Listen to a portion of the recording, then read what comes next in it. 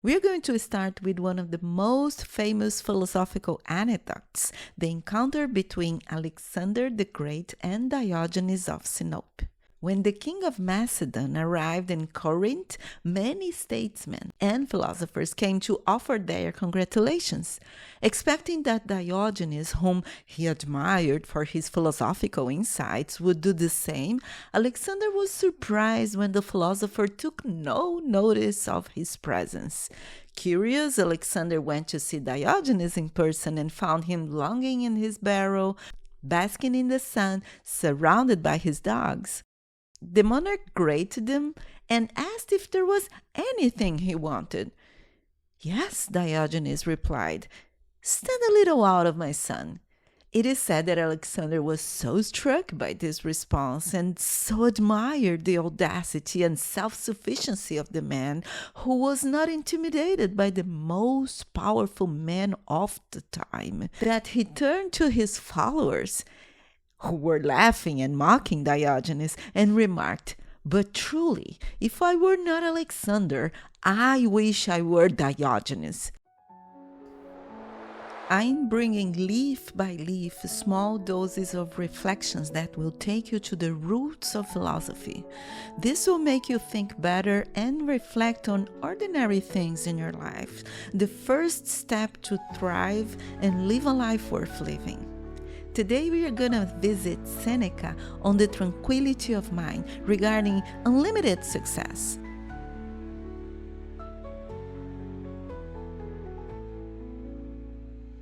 Diogenes was a Greek philosopher and a key figure in Cynic philosophy.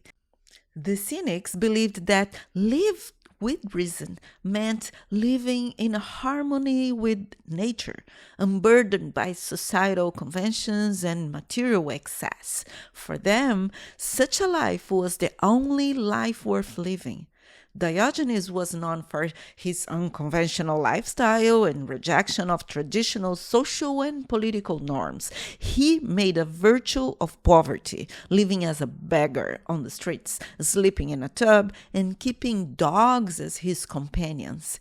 Seneca, in his dialogues with Serenus, explores Diogenes' way of living as an argument for his idea that we should limit our successes.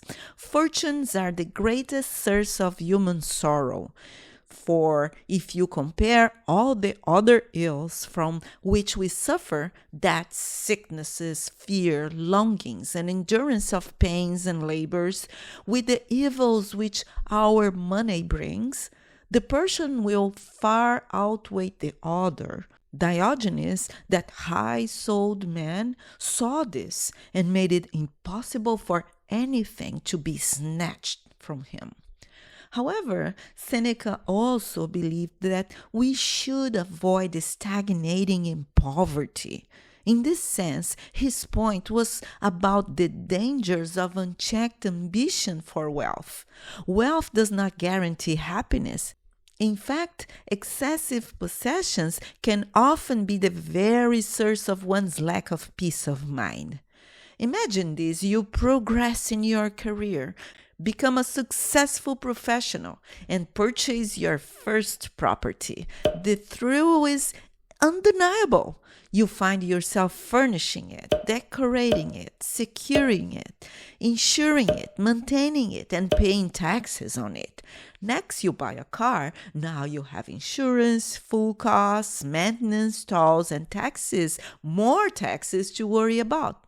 Still, you feel motivated, your career flourishes, and you indulge in expensive restaurants and fine wines. These luxuries make you feel special until your expenses begin to exceed your income. You push harder, striving for a promotion, and you get it. With money, more money, you buy a second, then a third property. Managing everything becomes overwhelming, so you hire assistants and services to help. Work consumes your time, leaving little for the people you love. The comfort you once longed for become meaningless because you have no time to enjoy them. even the excitement of acquiring new things fades. Now, material possessions no longer fulfill you. You search for something more, something grander. Perhaps, just maybe, a trip to space will do. For Seneca, we should not be seduced by the life of the wealthiest people in the world, because the fact that they have money does not avoid some to live a miserable life with no happiness, no peace of mind. Let us not envy those who stand in higher places, where there appeared heights that are precipices. We must enjoy what we have. We must seek what can be achieved with less effort, because aligned to our nature. This might sound even wrong, because it is the opposite of what we have been told our entire life. But the culture of big dreams and yes, you can do anything is what is making our society ill, dependent on drugs to survive. And because of this culture, even talking about this causes discomfort. Nobody wants to face the fact that many young professionals depend on stimulant to work, amphetamines to focus, and calmants to sleep. This is not sustainable.